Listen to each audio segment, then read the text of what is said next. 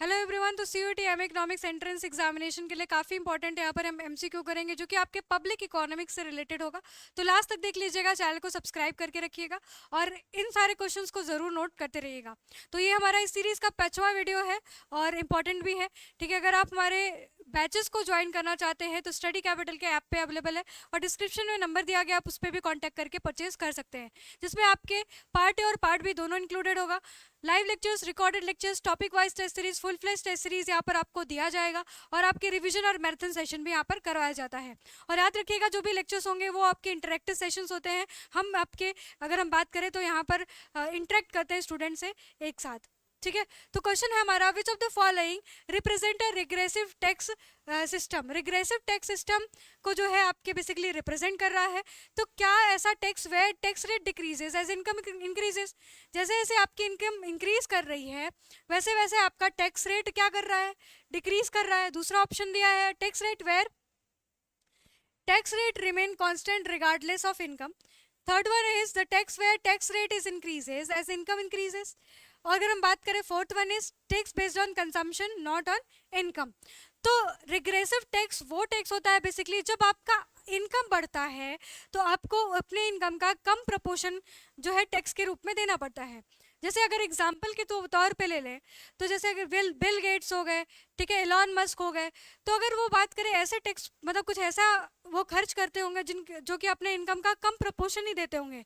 जैसे मान लीजिए इनडायरेक्ट टैक्सेस, ठीक है, जैसे मान लीजिए जीएसटी, ठीक है, अगर देखें तो वो अपने इनकम का बहुत कम ही परसेंट वो जो है टैक्स के रूप में देते हैं।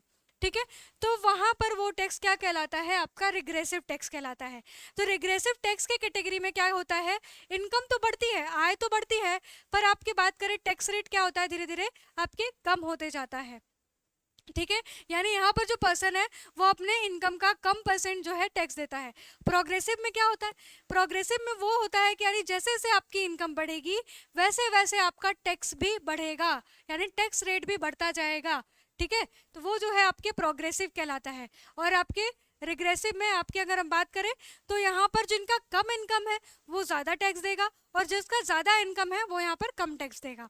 ठीक है, तो वो रिग्रेसिव होता है। ठीक है, अगर हम बात करें एक आपके प्रोपोर्शनल टैक्स भी होता है। ठीक है, प्रोपोर्शनल टैक्स वो होता है सभी इसको समान टैक्स देना होता है और वो सही भी नहीं होता है। आप जब इफिशियंसी और इक्विटी कंसिडरेशन पढ़ेंगे तो उसमें इसको जो है अच्छा नहीं माना जाता है। Progressive is always good, but सारे कंट्रीज इसको अप्लाई नहीं करते हैं। नेक्स्ट क्वेश्चन अगर हमारा देखें, इंपॉर्टेंट भी है, पूछा गया है पब्लिक गुड का फीचर क्या है। देखिए ये क्वेश्चन आपके पेपर में लगातार जो है पूछा जा रहा है। ठीक है, तो पब्लिक गुड के अगर हम फीचर की बात करें तो ऑप्शंस पे पहले चलेंगे क्योंकि ऑप्शंस जरूरी है, आपको ऑप्शंस दिखना चाहिए, है ना। तो यहाँ पर है राइवलरी, राइवलरी होता है, एक्सक्लूडेबिलिटी होता है, ठीक है, या फिर आपके नॉन राइवलरस और नॉन एक्सक्लूडेबिलिटी होता है। थर्ड वन इज राइवलरी और नॉन एक्सक्लूडेबिलिटी होता है, या फिर आपके नॉन राइवलरी या फिर नॉन एक्सक्लूडेबिलिटी होता है। तो पब्लिक गुड याद रखिएगा जो कि पब्लिक प्रोविजन होता है, जो कि सरकार द्वारा दिया जाता है। इसमें नॉन राइवलरी और नॉन एक्सक्लूडेबिलिटी होता है, यानी कोई कंपटीशन नहीं है। ऐसा नहीं है कि एक जो है यूज़ करेगा तो वो जो पब्लिक गुड है वो दूसरे के लिए कम हो जाएगा, या फिर आपके अगर हम बात करें एक पर्टिकुलर पर्सन जो है पे करेगा तो दूसरे के लिए वो जो है नहीं अवेलेबल होगा। ठीक है, तो ऐसा नहीं होता। तो यहाँ पर याद रखिएगा कि नॉन राइवलरी होती, कोई राइवलरी नहीं होती है, यानी अगर पब्लिक पार्क अवेलेबल है तो वो सबके लिए है, जितना गरीब के लिए है उतना अमीर के लिए भी वो अवेलेबल है। और अगर हम बात करें नॉन एक्सक्लूडेबिलिटी की, तो जो टैक्स पे कर रहा है सिर्फ वही यूज नहीं करेगा, वो भी यूज करेगा जो टैक्स नहीं पे करता है। तो यहाँ पर याद रखिएगा कि पब्लिक जो गुड होता है वो non rivalries and non excludable होता है और इम्पॉर्टेंट भी है।